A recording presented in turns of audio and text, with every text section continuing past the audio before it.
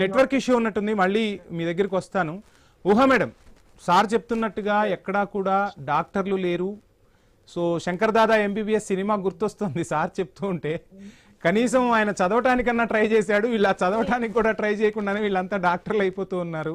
So ఎలా చూడొచ్చు అంటారు, ఏం చెప్తారు మేడం?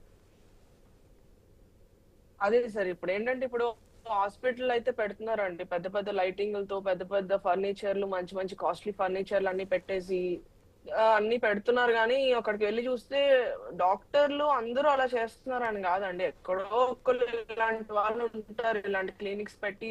ఇప్పుడు మీరు ఇప్పుడు దాడులు చేసిన తెలంగాణ వాళ్ళు, మెడికల్ కౌన్సిల్ వాళ్ళు దాడులు చేసినవి అయితే ఇవన్నీ ఒక చైన్ ఆఫ్ హాస్పిటల్స్ అనే చెప్పొచ్చు సార్. అంటే అన్ని ఊళ్ళలో ఉంటాయి సార్, ఇవి అన్ని ఉంటాయి. కాకపోతే ఏంటంటే వీళ్ళు ఏం చేస్తున్నారంటే డాక్టర్స్ ని పెట్టకుండా ఎవరో అన్ప్రొఫెషనల్స్ ని పెట్టడం వల్ల అవి పేషెంట్స్ వెళ్ళేటప్పుడు అవి జుత్తు మొలిపించుకోవడానికి వెళ్ళినప్పుడు, తెల్లగా వెళ్ళడానికి వెళ్ళినప్పుడు అవి రియాక్షన్ జరిగి రివర్స్ అవుతున్నాయండి. ఉన్న జుత్తు ఊడిపోవడం లేదా మచ్చలు వచ్చేయడం అలాంటివన్నీ జరుగుతున్నాయి.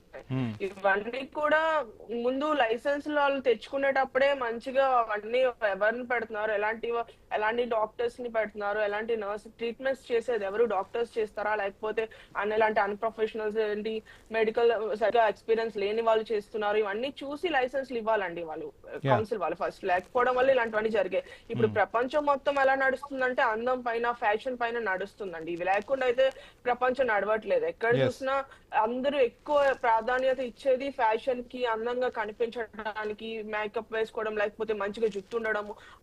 అప్పుడు ఏంటంటే ఫ్యాషన్ ఒక అమ్మాయిలకే ఉండేది, అందంగా కనిపించాలనే ఇది ఉత్సాహం అనే ఇది ఆశ అనేది అమ్మాయిలకే ఉండదండి. ఇప్పుడు అబ్బాయిలకు కూడా వచ్చింది, అందంగా కనిపించాలి, మన హెయిర్ మంచిగా థిక్ గా ఉండాలి, మన ఫెయిర్ గా ఉండాలి, ఇవన్నీ కూడా అబ్బాయిలకు కూడా ఇప్పుడు వచ్చిందండి. ఆ పిచ్ అనేది వచ్చింది.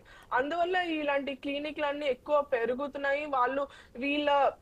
దీన్ని వాళ్ళు క్యాష్ చేసుకుంటున్నారండి. వీళ్ళ ఆశల్ని వాళ్ళు మిస్యూజ్ చేసుకుంటున్నారు, ఇలా తప్పుదోవ పట్టిస్తున్నారు. ఇప్పుడు నిజంగా జుత్తు రాలిపోవడానికి, ఇప్పుడు మగవాళ్ళలో ఎక్కువ బట్టతల రావడానికి కానీ, ఆడవాళ్ళలో తొందరగా అప్పుడు ఎప్పుడు పోస్ట్ డెలివరీ తర్వాత జుత్తు రాలేదు, ఇప్పుడు చిన్న పిల్లలకే జుత్తు రాలిపోతుంది. ఇదంతా హార్మోన్స్ వల్ల, మనం తినే ఫుడ్ లో లోపం వల్ల వస్తుందండి. ఇప్పుడు ఏంటంటే ఇప్పుడు పిల్లలందరూ యువకులు ఏం చేస్తున్నారు, యువకులు ఏం చేస్తున్నారండి, రాత్రులు పడుకోవట్లేదండి. చాలా వరకు నైట్ అంతా టీవీ చూడటమో, లేకపోతే ఫోన్ చూడటమో, నెట్ఫ్లిక్స్ ఇలాంటి ప్రైమ్ ఇవన్నీ చూడడం, నిద్ర లేకపోవడం వల్ల కూడా జుత్తు రావడానికి, చాలా నిద్ర లేకపోవడమే ఒక మెయిన్ కారణం అండి జుత్తు రాలిపోవడానికి. అలాగంటే స్ట్రెస్, స్కిన్ ప్రాబ్లమ్స్ కూడా నిద్ర లేకపోవడం వల్ల వస్తాయి కూడానండి. అవునండి, స్కిన్ ప్రాబ్లమ్స్ గానీ, జుత్తు రాలడం గానీ, ఏవైనా కూడా ఎక్కువ దానికి ముఖ్య కారణం నిద్ర లేకపోవడం. మళ్ళీ ఇప్పుడు బయట ఫుడ్స్, జంక్ ఫుడ్ ఎక్కువ తినడం వల్ల, అందులో ఎక్కువ ప్రోటీన్ లేకపోవడం వల్ల ఈ నూడిల్స్ తింటారు, లేకపోతే చాట్, పానీపూరి తింటారు, ఈ బర్గర్లు తింటారు. ఇందులో ప్రోటీన్ ఎక్కడ ఉందండి?